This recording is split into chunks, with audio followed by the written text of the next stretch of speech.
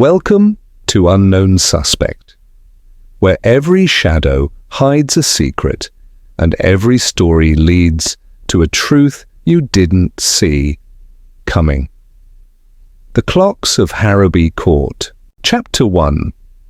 An Invitation. Out of Time. Hercule Poirot disliked imprecision. It offended his sense of order, which he regarded not merely as a preference but as a moral principle. Thus, as the motor car approached Harrowby Court, he could not help noticing that the clock mounted above the driver's seat showed 3 minutes past 4, while his own silver pocket watch, set carefully that morning, declared it to be exactly 4. Poirot clicked the watch shut with quiet satisfaction. The watch, at least, was correct. The countryside surrounding Harrowby Court was calm and well maintained. Autumn lay gently upon the land, hedgerows clipped, gravel paths raked smooth, fallen leaves gathered neatly at the edges as if they too had been instructed in discipline. The house itself soon emerged through tall iron gates, an imposing stone structure with symmetrical windows and a broad central entrance. Above the door, a large stone clock stood embedded in the facade. As the car halted, the clock struck 4, clear, confident, and precise. Poirot smiled faintly. "Voila," he murmured. "One clock at least that understands its duty." Lord Harrowby's letter lay folded in his coat pocket. Poirot had read it several times during the journey, intrigued less by what it said than by what it implied. "I am surrounded by time, Monsieur Poirot, yet I fear it no longer obeys me. Something in my house is out of step. I would be grateful for your counsel before matters proceed too far." Vague, certainly, but people who wrote vague letters were often those most afraid of clarity. A butler admitted Poirot at once. Stevens was tall and thin, with greying hair and a manner that suggested long familiarity with routine. "If you will follow me, sir," he said, leading Poirot into the drawing room. The room was elegant and restrained, furnished in warm neutrals, its chief ornament a tall mahogany clock standing proudly in one corner. 3 people were present, all of whom rose as Poirot entered. Lady Harrowby came forward first. She was a dignified woman in her late 50s, her posture upright, her expression composed. She greeted Poirot with courtesy rather than warmth. "My husband regrets that he cannot receive you immediately," she said. "He was detained in the clock gallery and insisted he would join us shortly." Poirot bowed. "Time, madame, has a way of demanding attention when one least expects it." Her smile flickered, brief, uncertain. Nearby stood a young man of about 30, his stance careless, his gaze sharp. Gerald Harrowby, Poirot guessed correctly. The nephew inclined his head but did not offer his hand. "So you are Poirot," he said. "My uncle has a fondness for dramatic gestures." Poirot regarded him calmly. "Dramatic gestures, monsieur, often conceal very practical concerns." The third occupant of the room was seated at a small writing desk. She rose smoothly as Poirot turned toward her. Miss Violet Crane was plainly dressed, her dark hair neatly arranged, her eyes alert. "I am Lord Harrowby's secretary," she said. "He spoke highly of your thoroughness." Poirot smiled. "Thoroughness, mademoiselle, is merely patience applied with intelligence." Tea was brought in. Poirot accepted a cup, declining sugar. He observed, however, as Lady Harrowby added 2 sugar cubes to her own tea, while Miss Crane placed a single cube into another cup and set it carefully aside. "Lord Harrowby's," Miss Crane explained. "He insists on 1 cube only. Any more, he says, disrupts the balance." "A man who respects proportion," Poirot observed lightly. Gerald snorted softly. If only he respected people the same way. The remark hung in the air. Lady Harrowby said nothing, but her fingers tightened briefly around her teacup. Miss Crane lowered her eyes to her papers. Poirot sipped his tea and listened. Beneath the surface politeness, something strained against restraint. Gerald shifted restlessly, tapping his foot against the carpet. Miss Crane glanced repeatedly toward the door. Lady Harrowby's gaze drifted now and again to the tall clock in the corner, as though measuring something unseen. "You have an impressive collection of clocks, I understand," Poirot said. "Yes," Lady Harrowby replied. "My husband has devoted many years to it." "And many resources," Gerald added. "Some might say excessively." "A clock," Poirot remarked, "demands constant care. Neglect it, and it rebels." Before anyone could respond, the door opened abruptly. Stevens re-entered the room, and the change in his appearance was immediate and unmistakable. His face had drained of colour. His voice, when he spoke, was unsteady. "My lady," he said, "I regret to inform you, Lord Harrowby has been found in the clock gallery." Lady Harrowby rose at once, her chair scraping softly against the floor. "Found?" she repeated. "What do you mean, found?" "He is seated in his chair, madam," Stevens said. "He does not respond." For a moment no one moved. Then Poirot placed his teacup gently upon the table and stood. "Messieurs et mesdames," he said quietly, "it appears that time, once again, has chosen to act without consultation." And with that, Hercule Poirot prepared to meet the moment that had summoned him to Harrowby Court, an hour that already could not be turned back. Chapter 2. The Gallery of Hours. The clock gallery occupied the eastern wing of Harrowby Court, a long, high-ceilinged room once intended as a ballroom. Tall windows admitted the muted afternoon light, which fell across rows of glass cases and polished wooden cabinets. Within them stood clocks of every description, grandfather clocks with solemn faces, ornate mantel clocks, travel clocks in leather cases, and delicate skeleton clocks whose exposed workings turned endlessly upon themselves. The sound was unmistakable. Tick upon tick, chime upon chime, each mechanism marking time in its own voice. To Poirot the effect was unsettling. There was order here, yes, but it was crowded, almost oppressive, as though time itself had been trapped and forced to speak all at once. Lord Harrowby sat in a high-backed armchair near the centre of the room.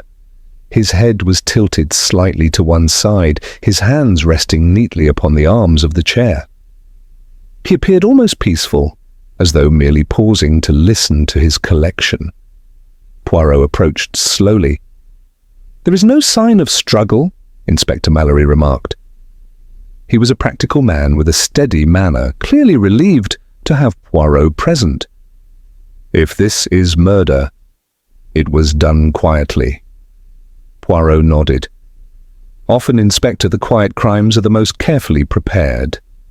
The doctor, a local physician summoned from the village, completed his brief examination and rose.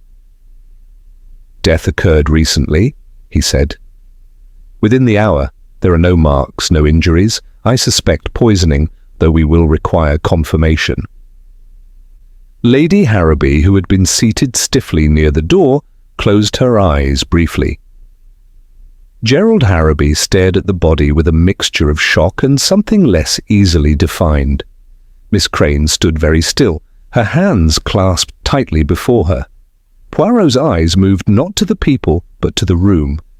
On a small table beside the chair stood a teacup and saucer. The cup was empty. The teaspoon rested neatly upon the saucer, aligned with precision. "His tea," Miss Crane said softly. "I brought it to him not long ago." Poirot examined the cup, but did not touch it. "And did he drink it at once?" "Yes," she replied. "He always did." Inspector Mallory turned to the others. "I must ask you all to remain available. No one is to leave the house." Gerald gave a short laugh.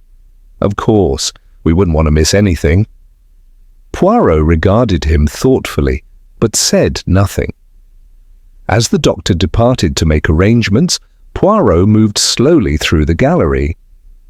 He stopped before each clock, studying not only the time displayed, but the condition of the mechanism, the case, the glass. Most were in perfect order. Then he paused. One clock, a medium-sized walnut case with a brass face, stood silent. Its hands were fixed at exactly 4 o'clock. Poirot leaned closer. "Inspector," he called quietly. "This one does not speak." Mallory joined him. "Strange, the rest are all functioning." Poirot smiled faintly. "Strange things, Inspector, are rarely accidents." He straightened and turned back to the group. "Tell me," he said gently, "who was present when Lord Harrowby took his tea?" Miss Crane answered first. "Only myself. I prepared it in the drawing-room and brought it straight here." "And the tea itself?" Poirot asked. "Who prepared it?" "I did," she said. "At Lady Harrowby's request." Lady Harrowby inclined her head. "That is correct." Poirot nodded. "And the sugar?" Miss Crane hesitated. "1 cube, as always." Poirot allowed a brief silence to follow. "Inspector," he said at last, "may I ask, did anyone else take sugar with their tea?" Lady Harrowby spoke calmly. "I did. 2 cubes." "And you, monsieur?" Poirot asked Gerald. "No sugar," Gerald replied. "Never have." Poirot nodded, filing the detail away. The inspector cleared his throat. "Motives are not difficult to imagine," he said. "Inheritance, disputes, resentment." Gerald's jaw tightened. "If you're implying—" "I am implying nothing," Mallory interrupted. "Not yet." Poirot turned to Miss Crane. "You worked closely with Lord Harrowby, mademoiselle. Did he seem troubled today?" She hesitated. "He was, preoccupied. He mentioned wishing to make certain changes." "What kind of changes?" Poirot asked. "Personal ones," she replied carefully. He did not elaborate. Gerald's expression darkened. He was always threatening to rearrange things. Poirot smiled politely. "Rearrangement, monsieur, can be most unsettling, particularly when one benefits from the present order." The clock gallery seemed suddenly louder, the ticking more insistent. Lady Harrowby rose. "I should like to retire to my room," she said. "This has been distressing." Inspector Mallory nodded. "Of course, but please remain available." As she left, Poirot watched her carefully. Her composure had not cracked, but there was tension in the way she held herself, as though effort were required. Poirot returned once more to the silent clock. With careful fingers he examined the casing. Something inside resisted movement. "A deliberate obstruction," he murmured. Inspector Mallory frowned. "You think someone stopped it?" "Oui," Poirot replied softly. "And I think they wished to mark a moment." "A time of death?" Poirot shook his head. "No, something more psychological. A statement." He straightened and looked around the gallery once more. "In this room," he said quietly, "time does not merely pass. It is controlled, displayed, admired, and yet one moment refuses to move forward." Inspector Mallory glanced uneasily at the frozen clock. "Who would want that?" he asked. Poirot's eyes drifted back to the teacup beside Lord Harrowby's chair. "Someone," he said, "who believes that by stopping the clock they might stop the consequences." And as the ticking continued around them, Poirot knew that the crime at Harrowby Court had already begun to reveal its true nature, not through force or haste, but through careful, calculated imbalance. Chapter 3. Conversations that do not agree. Dinner at Harrowby Court was a subdued affair. The long table in the dining room seemed unnecessarily large for the 4 remaining occupants, its polished surface reflecting the candlelight in a way that made the space feel both formal and exposed. The clocks, even here, were present. 2 mantel clocks ticking softly at either end of the room, their rhythms just slightly out of sync. Poirot noticed this at once and frowned faintly. Inspector Mallory had insisted that everyone dine together. He believed, quite sensibly, that people were more revealing when attempting to behave normally under strain. Poirot agreed, though for reasons more delicate. Lady Harrowby entered first. She was pale but composed, dressed in black, though it could not yet be called mourning attire. She took her seat at the head of the table with quiet dignity. Gerald Harrowby followed, his movements abrupt, his expression tight. Miss Crane arrived last, carrying a small notebook which she placed beside her plate before folding her hands neatly. Poirot watched them all. Conversation began haltingly. Gerald spoke of trivial matters, the weather, the inconvenience of the inspector's presence, too loudly, too carelessly. Miss Crane responded politely when addressed, but offered nothing of her own. Lady Harrowby ate little, though she lifted her fork with careful regularity. Poirot waited. "Madame," he said at last, turning to Lady Harrowby, "your husband was a man of habit, yes?" She inclined her head. "Very much so."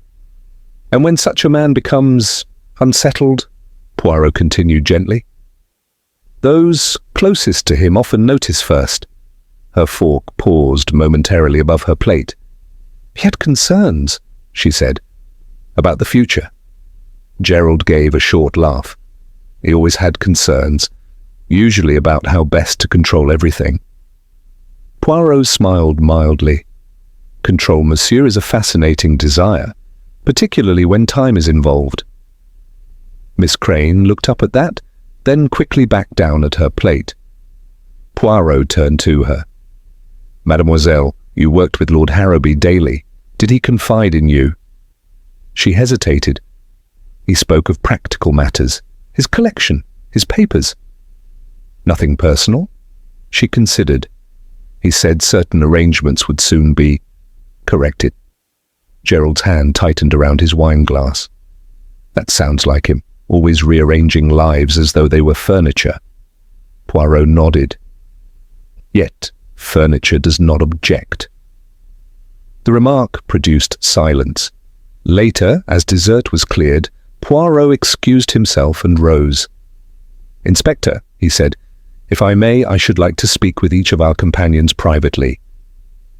Mallory agreed at once. Poirot began with Gerald Harrowby, finding him pacing near the fireplace in the smaller drawing room. "You were fond of your uncle?" Poirot asked, conversationally. Gerald shrugged. "Fond enough. He paid for my education, then spent the rest of his life reminding me of it." "And the estate?" Poirot added lightly. "It would pass to you?" "Unless he decided otherwise," Gerald replied sharply. "Which he enjoyed threatening." Poirot studied him. Gerald's anger was genuine, but it lacked focus. It was the irritation of a man accustomed to frustration, not the concentration of one who plans. "One more question," Poirot said. "Where were you at 4 o'clock?"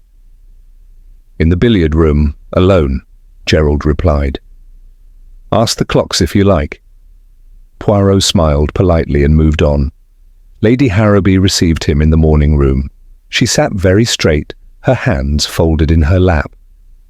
"You loved your husband," Poirot said. "Yes," she replied after a moment. Poirot allowed the pause to linger. "Love," he said gently, "can take many forms." She looked at him steadily. "You are wondering whether I feared him?" "No," Poirot replied. "I wonder only what you feared losing." Her eyes flickered. "My health is not strong, Monsieur Poirot. My husband managed many things for me." "And your tea this afternoon?" Poirot asked quietly. She stiffened. "I drank it as always." "With sugar?" "Yes, 2 cubes." Poirot inclined his head. "Merci, madame." Miss Crane was in the study, sorting papers with mechanical precision. Poirot observed her for a moment before speaking. "You are very organized," he said. "It is necessary," she replied. "Lord Harrowby valued order." "And feared disorder," Poirot suggested. "Yes," she said, "very much." Poirot gestured to her notebook. "You keep notes even now?" She nodded. "It helps me think." "Does it?" Poirot asked softly. She looked at him sharply. "Yes." Poirot smiled. "Then one final question, mademoiselle. Did Lord Harrowby appear afraid today?" She hesitated, then shook her head. "No, determined." Poirot thanked her and returned to the corridor. Late that evening, Poirot returned to the clock gallery alone. The body had been removed, but the silence felt heavier than before. He approached the stopped clock once more and examined its interior with care. A thin metal pin had been inserted into the mechanism, precisely, deliberately. "This was not panic," Poirot murmured. "This was thought." He glanced toward the chair where Lord Harrowby had died. The tea table remained, now empty.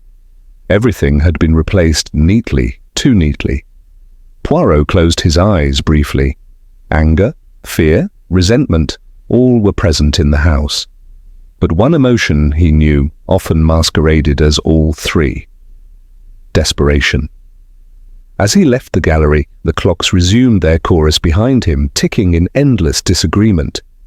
And somewhere within that noise, Poirot was certain the truth was waiting, patiently, precisely, for the right moment to reveal itself. Chapter 4. The Broken Chime. Morning arrived at Harrowby Court with a deceptive calm. Pale sunlight filtered through the tall windows, illuminating the corridors and lending an air of normality that felt entirely undeserved.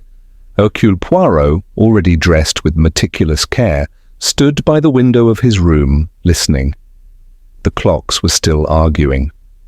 From various corners of the house came a discordant symphony: ticks, chimes, soft mechanical sighs. Poirot frowned.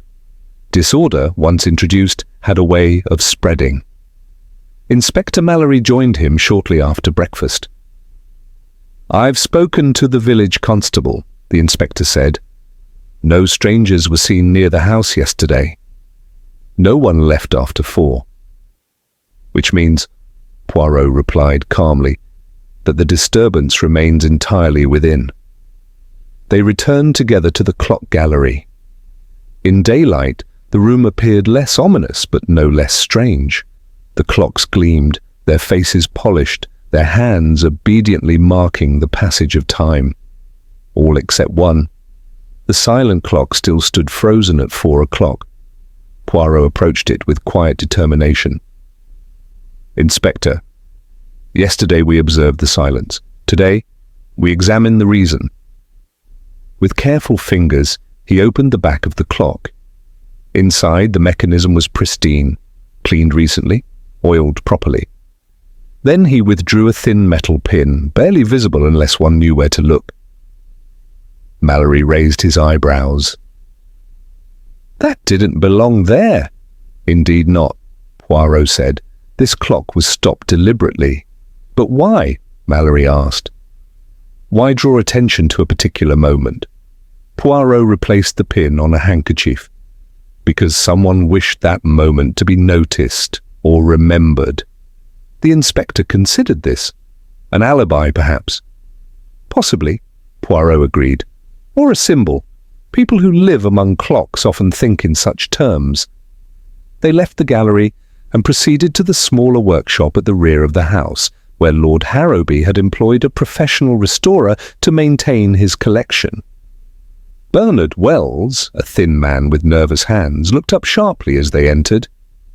"You work on the clocks here?" Mallory asked. "Yes," Wells replied. "Have for months." Poirot gestured to the pin. "Do you recognize this?" Wells swallowed. "It looks like one of mine." "You use them often?" Poirot asked gently. "To test escapements," Wells said quickly. "Sometimes to stop a clock temporarily." Mallory's gaze sharpened. "Were you working in the gallery yesterday afternoon?" Yes, Wells admitted. Earlier in the day? Until when? Mallory pressed. About 3, Wells said. After that I was here. Poirot regarded him thoughtfully. Monsieur Wells, did you stop that clock at 4 o'clock? Wells hesitated. I may have tested it earlier. I forgot to remove the pin. Poirot tilted his head. Forgotten actions are usually careless. This one was precise. Wells flushed. I had no reason to harm Lord Harrowby. Poirot raised a hand. I do not accuse you of murder, only of interruption. Mallory made a note, unconvinced but not ready to act. As they left the workshop, Mallory sighed. If Wells isn't lying, he's at least hiding something. Yes, Poirot agreed, but his fear is clumsy. It smells of panic, not calculation. They returned to the house to find Gerald Harrowby waiting impatiently. So, Gerald said, have you caught your killer? Poirot smiled politely. Not yet, monsieur, but I am beginning to understand the clock. Gerald frowned. The clock? The one that stopped, Poirot clarified. Tell me, did you notice it yesterday? Gerald shrugged. There are dozens of clocks, one more or less ticking hardly matters. Poirot's eyes flickered. To some people it matters a great deal. Later that morning, Poirot requested that the tea service from the previous afternoon be brought to him. The cups had been washed, but the sugar bowls remained.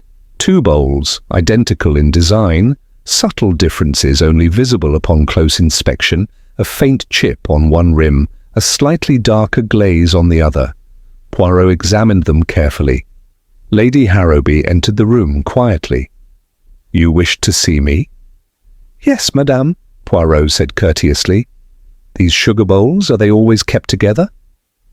They are usually on the sideboard, she replied. Why? No reason, Poirot said lightly. Except that identical objects often invite confusion. She regarded him steadily. Are you suggesting negligence? Poirot shook his head. Only the possibility of error. Her expression tightened. I am not careless. I am sure of it, Poirot said. Yet even the most orderly lives can be disrupted by the smallest exchange. She said nothing further and left. That afternoon, Poirot walked the grounds alone. The gravel path crunched beneath his shoes in a rhythm that pleased him.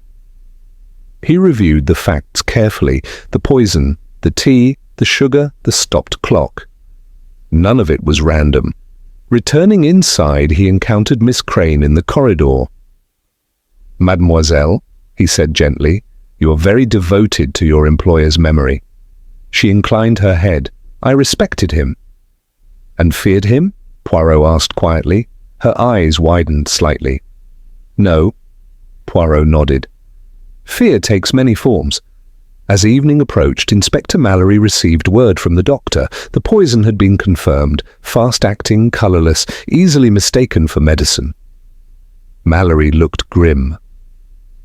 Someone knew exactly what they were doing. Poirot folded his hands. Yes, but knowledge does not always equal intent. He glanced once more toward the clock gallery. The broken chime, he said softly, was not meant to announce death. Then what was it meant to announce? Mallory asked. Poirot's gaze grew thoughtful. A moment of decision. And with that, the case moved another step forward, its rhythm slow, deliberate, and increasingly impossible to ignore. Chapter 5. Measures and Miscalculations. By the 5th day at Harrowby Court, the house itself seemed to resist stillness. Doors closed more sharply than necessary. Footsteps echoed longer in the corridors. Even the clocks, though carefully wound and regulated, felt restless, as though conscious of their role in events. Hercule Poirot welcomed this change. Pressure, he knew, altered behavior, and altered behavior revealed truth. He began the morning by requesting Inspector Mallory's company for a walk through the household routines. Not the grand rooms, but the overlooked ones, the servants' pantry, the linen cupboards, the narrow passageways connecting one wing to another. People move through these spaces without thinking, Poirot explained. Habit guides them, and habit is rarely guarded. In the pantry, Poirot examined the shelves where tea, sugar, and medicines were stored. The arrangement was precise, labelled neatly in Miss Crane's hand.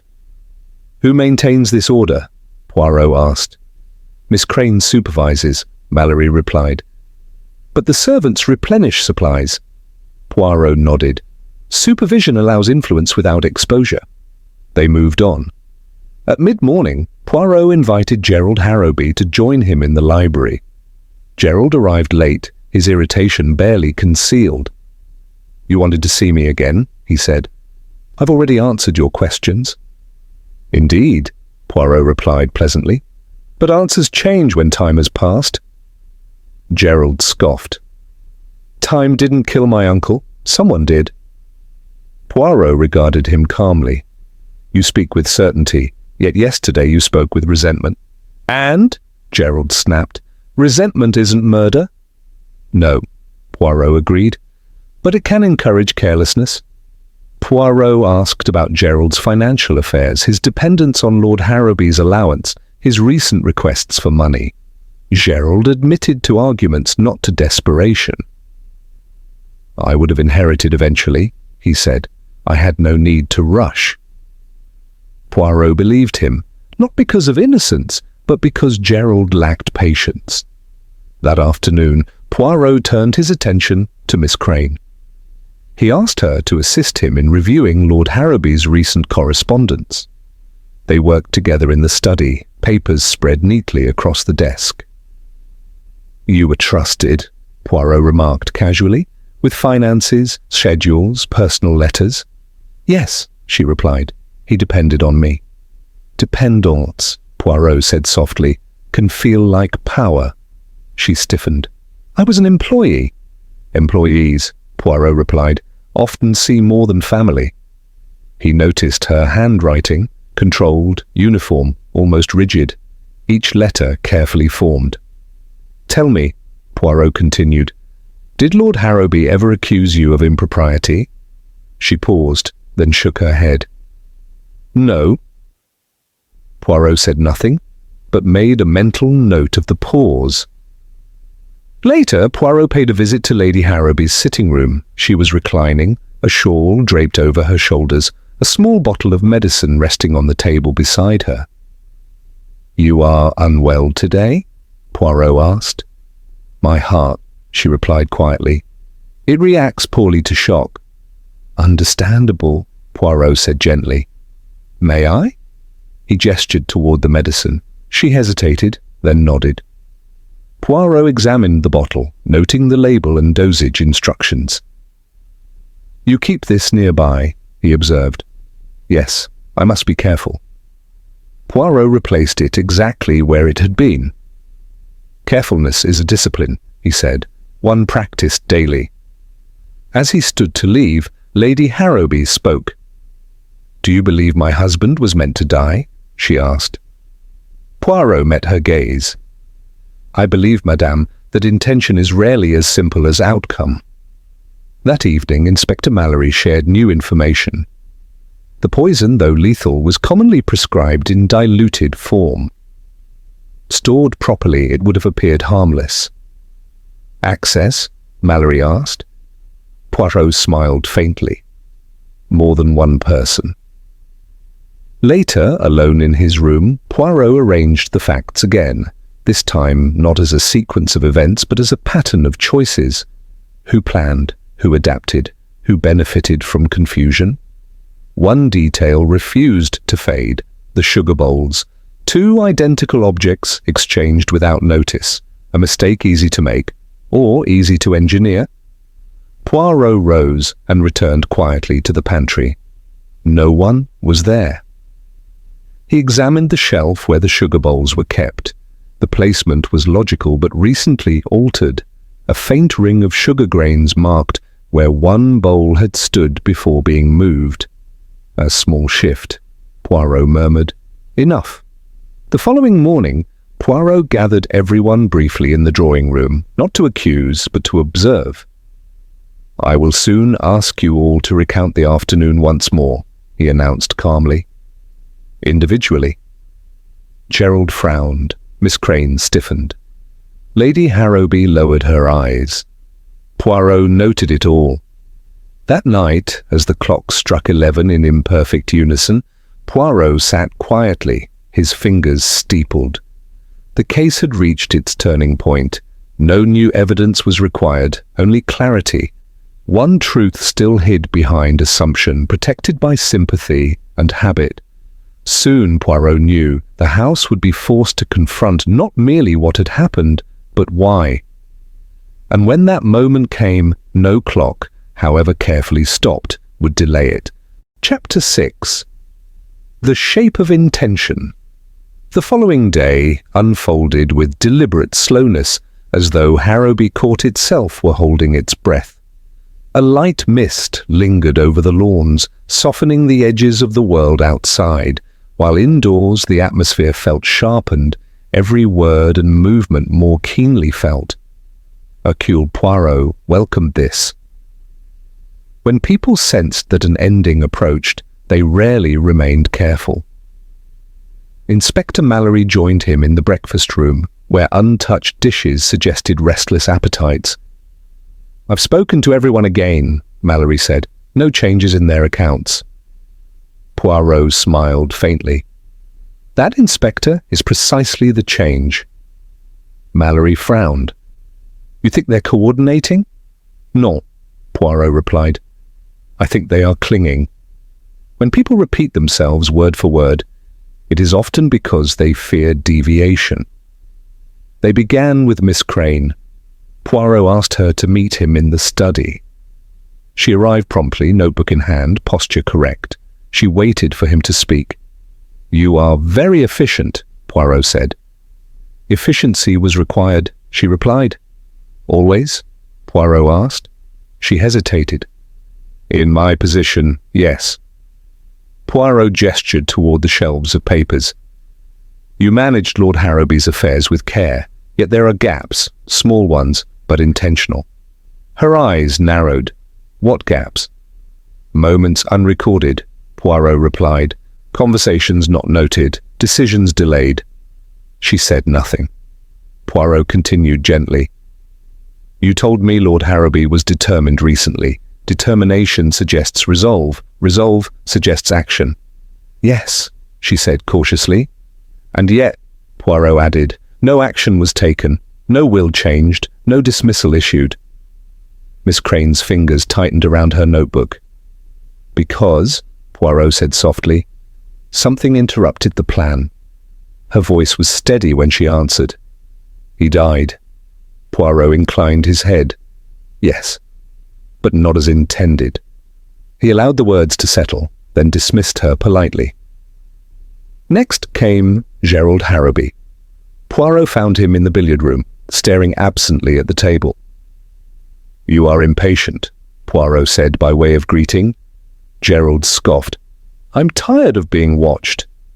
"Then you understand," Poirot replied calmly, "how exhausting it is to watch oneself." Gerald turned sharply. "What does that mean?" "It means," Poirot said, "that you speak as a man wronged, but behave as a man relieved." Gerald's mouth opened, then closed. "That's nonsense." "Is it?" Poirot asked. "Your uncle's death removes uncertainty. No more threats, no more delays." "I didn't kill him," Gerald said flatly. "I know," Poirot replied. Gerald stared. "You do?" "Yes," Poirot said simply. "You lack subtlety." Gerald flushed, half angry, half embarrassed. Poirot left him without another word. Lady Harrowby received Poirot in her sitting room once more. She looked tired, her composure worn thin at last. "You are closing in," she said quietly. "I can feel it." Poirot sat opposite her. "Madame, tell me, did your husband frighten you?" She looked away. "He controlled everything." "Control is not fear," Poirot said gently. "It is habit." and habits can be dangerous, she replied. Yes, Poirot agreed, particularly when interrupted. Poirot gestured toward the medicine on her table. You keep this close. I must, she said. Without it, you are vulnerable, Poirot finished. She met his gaze. You think someone exploited that? I think, Poirot replied carefully, that someone believed they were exploiting it. Lady Harrowby's breath caught. Believed? Yes, Poirot said. Belief and intention are not always rewarded with accuracy. She closed her eyes briefly. I never wished him harm. Poirot stood. I believe you. That afternoon, Poirot requested Inspector Mallory assemble the household in the drawing room that evening. Not for accusations, he said, but for clarity. Before then, Poirot returned once more to the pantry. He examined the shelf again, the sugar bowls, the tea tins, the medicines. Everything was in order, too much so. Poirot smiled. Perfection, he murmured, is often the most revealing disguise. He noticed that the medicine bottle and the sugar container shared similar weight, similar shape, when held without looking. A substitution made in haste or in confidence could pass unnoticed. Returning to his room, Poirot reviewed the case not as a puzzle, but as a story of motive. Someone feared exposure. Someone acted. Someone misjudged. The stopped clock, the sugar, the poison, none were ends in themselves. They were tools, chosen not for violence, but for quiet certainty. As evening fell, the household gathered. Faces were tense, silence stretched. Inspector Mallory cleared his throat, but Poirot raised a hand. Not yet, Poirot said softly. One more question remains unanswered. He looked around the room. Who believed, he asked, that time could be managed without consequence? No one spoke, but Poirot saw it then, not in words, not in gestures, but in the smallest flicker of expression. The shape of intention was clear at last. Only the moment of truth remained. Chapter 7. The weight of the moment. The drawing room felt smaller than it had before. Though the furniture remained unchanged, the presence of unspoken knowledge pressed inward, compressing the space until even the air seemed reluctant to move. The clocks were silent here, their absence more unsettling than their noise. Hercule Poirot stood near the fireplace, his hands clasped behind his back. He had asked for everyone to gather, yet he did not speak at once. Silence, he knew, was often more persuasive than accusation. Inspector Mallory shifted his weight, clearly eager to proceed. Gerald Harrowby leaned against the mantel, arms folded, his expression defensive. Miss Crane sat upright on the edge of a chair, her notebook closed at last. Lady Harrowby occupied the sofa, one hand resting lightly against her chest, her face pale but composed. Poirot turned slowly, his gaze moving from one to another. Yesterday, he began quietly, I asked a question. Who believed that time could be managed without consequence? No one answered. That belief, Poirot continued, is not criminal in itself. Many people live by it. They delay decisions. They assume there will always be another opportunity, another adjustment, another explanation. He paused, allowing the words to settle. But there comes a moment, he said, when adjustment is no longer possible. Gerald laughed abruptly. Is this philosophy, or are we getting somewhere? Poirot looked at him calmly. Monsieur, impatience is often the refuge of those who fear what patience may reveal. Gerald fell silent. Poirot gestured toward Inspector Mallory. Inspector, would you remind us of the essential facts? Mallory cleared his throat. Lord Harrowby died shortly after 4 o'clock from poisoning. The poison was administered through tea. Only 1 cup was involved. No one entered or left the house at the time. Merci, Poirot said. And the stopped clock? Mallory nodded. Deliberately interfered with. We found a pin inside the mechanism. Poirot turned slightly toward Bernard Wells, who stood near the door. Monsieur Wells, you admitted that such pins are used in your work? Wells swallowed. Yes, but I did not place it there yesterday. And I believe you, Poirot said calmly. Wells exhaled shakily. Poirot resumed his slow pacing. So we have a deliberate act meant to draw attention to a specific hour. We have a carefully chosen method, quiet, indirect, requiring no physical force. And we have a setting where order is prized above all else. His gaze lingered on Miss Crane. You value order, Poirot said. She met his eyes. Yes. And predictability, he continued. Records, systems, clear outcomes. That is my profession, she replied. Indeed, Poirot said. And yet, predictability can be disrupted by one thing. She said nothing. Human habit, Poirot finished. Lady Harrowby stirred. What are you suggesting, Monsieur Poirot? Poirot turned to her at once, his tone gentle. Madame, you live carefully. You follow routines. Your health requires it. Yes, she said quietly.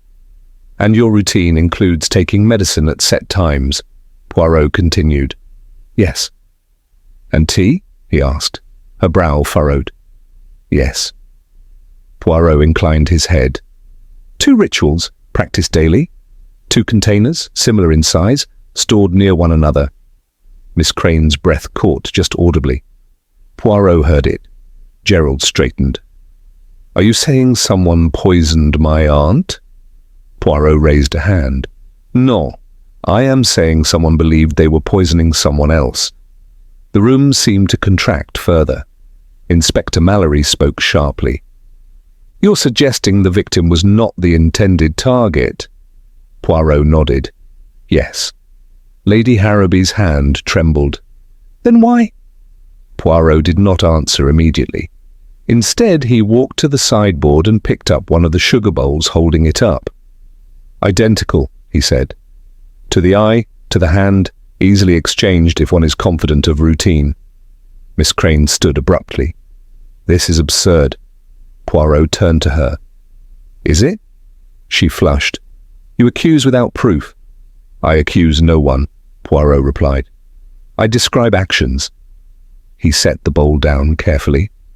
Someone planned an act not of rage but of correction. They believed they understood the household perfectly. They believed they could predict behavior. Inspector Mallory leaned forward. And the clock? A signal, Poirot replied. Not for us, for the one who acted, a way of fixing the moment, of saying, this is when it happens. Gerald muttered, madness. Poirot shook his head. Fear. He turned once more to Miss Crane. Fear of exposure, fear of dismissal, fear of losing position and security. Miss Crane's face had gone very still. You were indispensable, Poirot continued, until you were not, and that knowledge can be terrifying. She opened her mouth, then closed it. Poirot softened his voice. But fear clouds judgment. It encourages assumptions, and assumptions lead to mistakes. Lady Harrowby's eyes widened slowly. Then my husband, Poirot held up a hand. Madame, please, the end is not yet. Inspector Mallory looked grim. You're saying we're dealing with intent without outcome, with design disrupted by habit? Precisely, Poirot said. Silence descended again. He allowed it. At this stage, Poirot concluded, only one thing remains uncertain, not who acted, but how the final exchange occurred. He turned toward Inspector Mallory. Tomorrow morning, Inspector, I will explain everything, each step, each choice, each consequence. Mallory nodded. Poirot looked once more around the room. Until then, he said softly, I suggest you all reflect on one truth. When one tries to control time, one risks becoming its victim. As the gathering dissolved, Poirot remained by the fire, alone at last. The pieces were in place. The mechanism was ready. And soon, very soon, the clocks of Harrowby Court would finally agree. Chapter 8. When the Clocks Agree. Morning light entered the drawing room with quiet confidence, as though certain of its right to reveal everything it touched. The curtains were drawn back, the furniture arranged precisely as before, yet nothing felt the same. Harrowby Court, so long a monument to control, now waited, exposed and expectant.